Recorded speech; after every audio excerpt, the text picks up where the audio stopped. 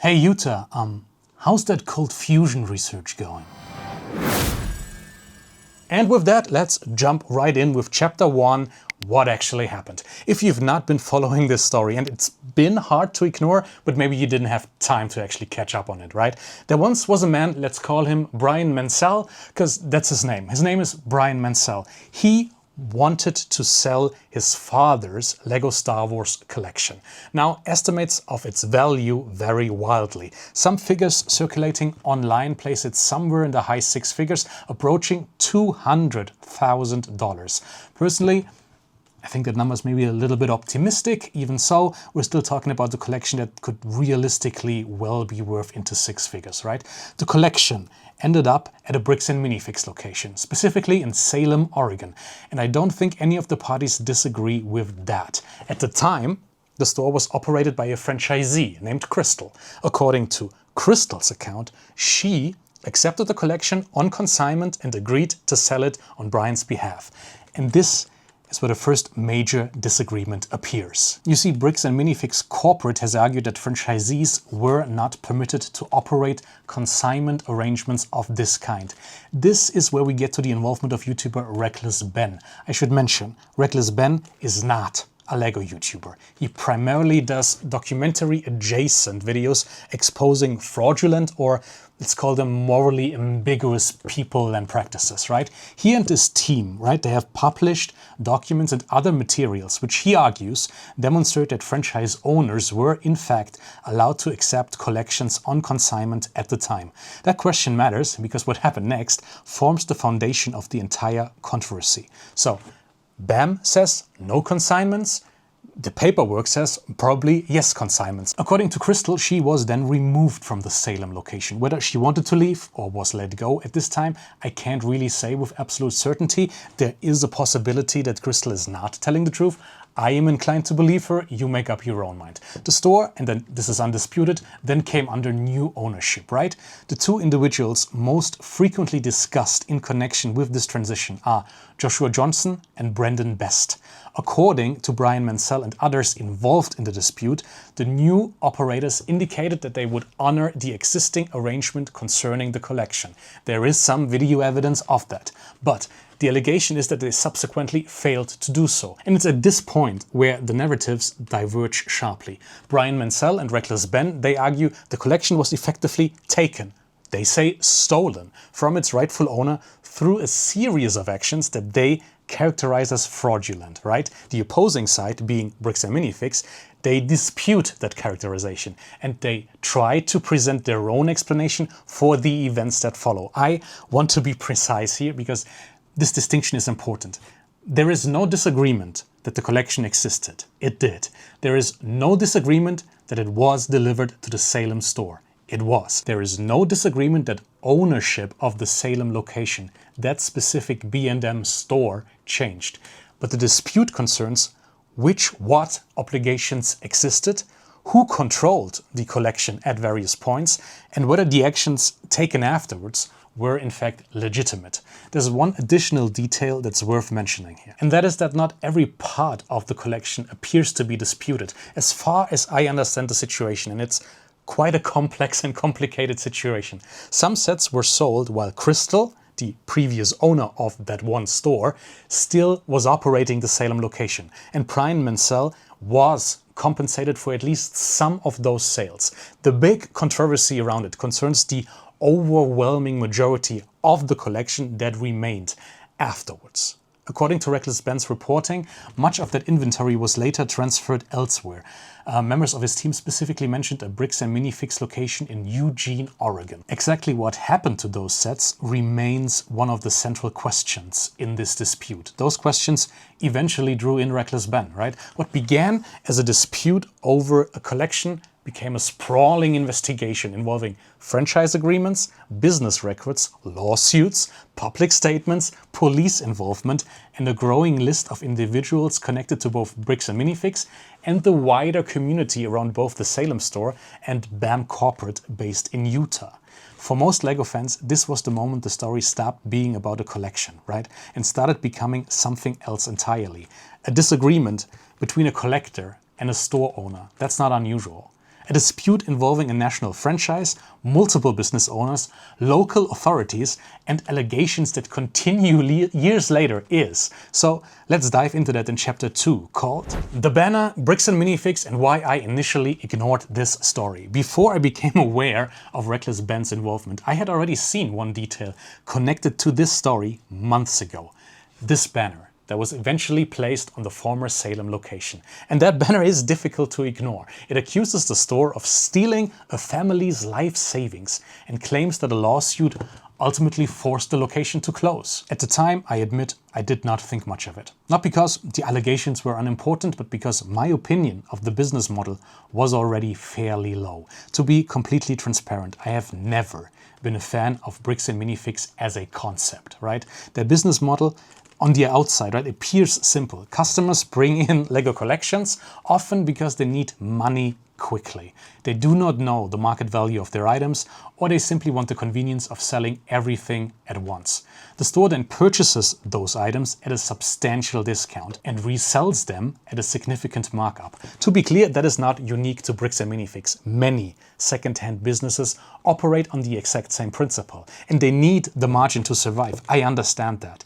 My criticism is not that they make a profit. My criticism is that the gap between what sellers receive and what buyers pay is often so large that I would never recommend using such a service unless convenience is your one and only concern. If you know what your collection is worth and you're willing to put in even, a modest amount of effort, you will almost always do better selling it yourself. And that's why when I first saw the banner, my reaction was largely indifference. I have a very simple position on this. I would never sell to a Bricks and Minifigs style store, and I would never buy from them. And you shouldn't either.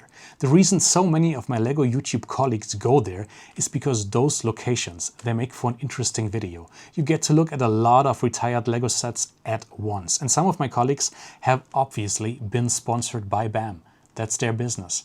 But whenever money changes hands, viewers should keep that relationship in mind when evaluating anybody's commentary on that situation. By the way, while we're at it, the same criticism applies to platforms like Whatnot. I have been highly critical of Whatnot since I saw their first ad.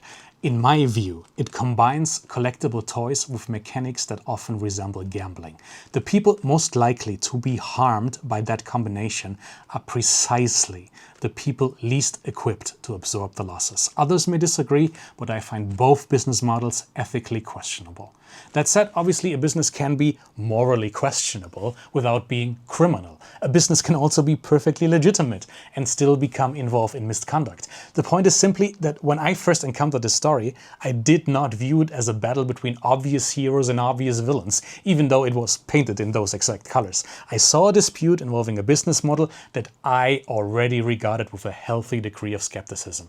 But it didn't end there, did it? Because in chapter 3, Reckless Ben enters the story. The person who brought this dispute to the wider Lego community is YouTuber Reckless Ben. At the time of writing, Ben has released 2 major installments covering both the Salem dispute and then what went on in Utah. The first one is publicly available on YouTube right now. The second is currently still only available through his Patreon. It might already be live on YouTube when this video goes live. I paid for access, best 9 euros I ever spent, and I watched everything. A third installment is expected in the near future. Ben's stated goal throughout this video series is relatively straightforward. He believes Bryan Mansell was wronged. I think at this point most of us believe that too, right? And he is attempting to help recover either the collection or get some compensation for its value. Now, what separates this story from a typical business dispute is that Ben does not treat it as a disagreement between private parties anymore. Instead, he now argues, and I think he has every reason to do so, that a broader network of individuals and institutions became involved. If you've watched his videos, maybe you believe that too. A significant portion of the second installment focuses on events that transpired in Utah. According to Ben's account, he and some of his team, they traveled there in order to serve legal papers on individuals connected to the dispute. That includes Bricks and Minifigs CEO Ammon McNeff, as well as Joshua Johnson and Brendan Best, who allegedly for some time ran the location in Salem, Oregon. But to me, the most serious allegations concern the alleged misconduct by the American Fork Police Department. Ben claims that he and members of his team were detained or arrested multiple times during the course of their investigation. He further alleges that officers conducted an extensive search of their vehicle, and there is video evidence of it, while claiming to be looking for narcotics, including heroin. According to Ben, obviously no evidence was found. According to the AFPD, they have released all footage and materials in connection to the case, which does include body cam footage as well, but some of it is redacted. Ben and his team allege some of these redactions were unlawful. At time of writing, the AFPD have no active search or arrest warrant live for Ben, but both of Ben's videos in the series allege there have been several. Ben also stated on a recent podcast that he's now in contact with attorney and YouTuber Legal Eagle. Maybe you've heard of him. According to Ben, he believes some of the actions taken against him and members of his team may have involved violations of their civil rights. If you watch their videos and take it at face value, you are inclined to believe that as well. At this stage, however, that remains Ben's position rather than an established legal finding, even though I'm sure we all have an opinion on it. Whether any court ultimately agrees with that assessment is a separate question.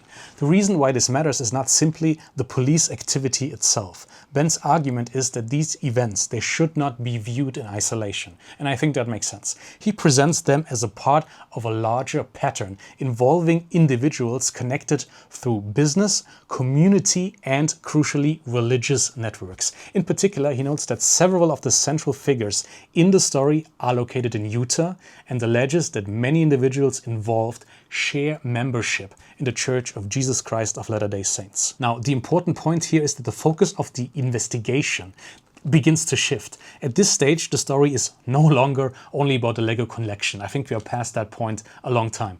It becomes a debate about institutional relationships, about public accountability, and whether personal, professional, and community connections can influence how disputes are handled. We'll get into that more in the final chapter, but let's first see in chapter 4 why the Lego group should cut ties with Bricks and Minifigs. At this point, I want to move away from recounting events, right, and talk about one of the questions that interest me most as a Lego YouTuber. What should the Lego group do? My answer is simple. Lego should cut ties, obviously, with Bricks and Minifigs. Not because Lego has determined that anyone is guilty.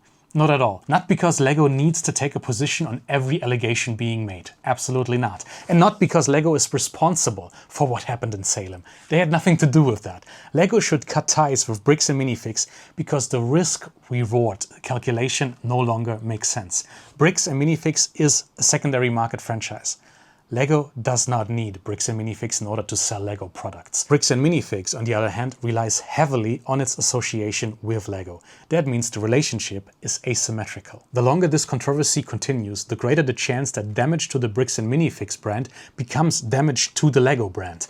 That risk is no longer hypothetical. At this point, the story has spread far beyond Oregon, far beyond Utah, far beyond the US. It has spread beyond the secondary market. It has spread beyond the Lego community itself. People who have never stepped foot inside a Bricks and Minifigs location are now discussing allegations involving franchise owners, lawsuits, police departments, corporate leadership. Most recent development, Bricks and Minifigs CEO Ammon McNeff. He appeared on a live stream with YouTube channel ACOB, stands for a couple of brickheads, right? And they did an interview. The company's position apparently remains largely unchanged, at least that's what they say. Bricks and Minifigs maintains that it wants to resolve the dispute. They had the chance before, but now they really want to resolve it, right? The company has expressed a desire to bring in Bryan Mansell and the mediator together, sit down in an effort to reach a resolution. Importantly, however, the appearance did not seem to change public opinion. Nobody believed them. No major new evidence was presented that would fundamentally alter the way many members of the Lego community view the case. The same problem appears elsewhere. Joshua Johnson has, on multiple occasions, on the phone with Reckless Ben, publicly expressed a willingness to return property or otherwise help resolve aspects of the dispute. He even, and I cannot believe a Mormon did this, he swore to, quote, God and everything. Yet months later, the controversy remains unresolved. At some point, you see, people stop evaluating promises and they start evaluating outcomes. The outcome is that a dispute involving a six-figure LEGO collection is still being discussed months later. They all had the chance to resolve this. From LEGO's perspective, that should be unacceptable. The LEGO Group spends enormous resources protecting its brand image. It carefully chooses its partners, it distances itself from controversy wherever possible. Bricks Minifigs has now become a recurring source of controversy. Regardless of how the underlying dispute is ultimately resolved, that almost doesn't matter at this point. The controversy itself has already become a reputational problem. The controversy itself has become the story. And as long as that remains the case, continuing the relationship creates more downside than upside for LEGO. My position is therefore straightforward. Until this dispute is fully resolved, the LEGO Group should suspend or terminate its relationship with Bricks Minifigs. Not as a punishment, as a matter of brand protection. But I think it's high time we protect something much more valuable in Chapter 5. So let's talk about Utah, the Mormons, and secularism. Up to this point, I have deliberately avoided discussing religion in detail, right? Partly because it is controversial always. I don't think it should be, but that's how, that's where we are. Mostly because it's not actually necessary to understand the dispute itself, right? It didn't really matter. You can believe every allegation made by Reckless Ben or reject every single one of them and still understand the basic facts of the Salem case. The question I want to explore now is a different one. Why does Utah keep appearing throughout this story? Why are so many of the people involved located there? Why does Reckless Ben have to repeatedly draw attention to the Church of Jesus Christ of Latter-day Saints? And why has the American Fork Police Department become such a central part of the discussion? To be absolutely clear, membership in a religion is not evidence of wrongdoing. Being Mormon does not make somebody guilty of anything, nor does living in Utah. If that were my argument, this chapter would be very short. My concern is not religion itself. What you believe in privately is up to you.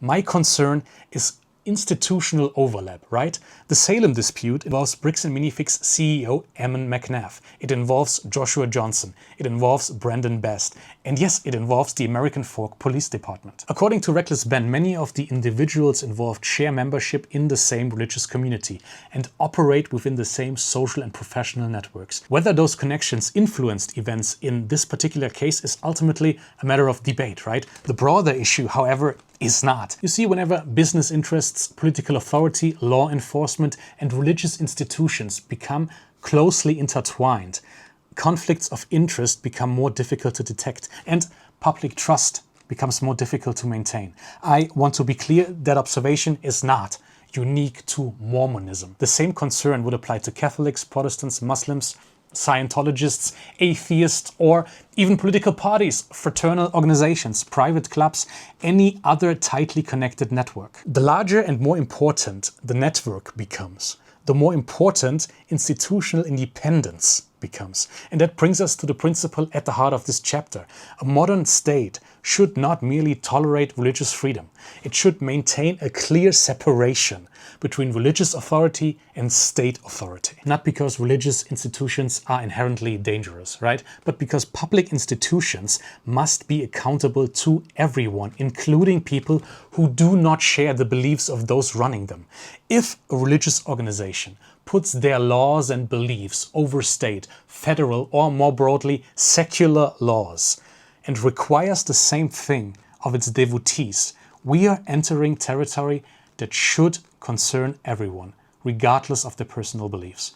At that point, the issue is no longer religion, right? The issue is competing sources of authority. A democratic state can function only if public officials ultimately answer to the law, right? And the institutions created to enforce it.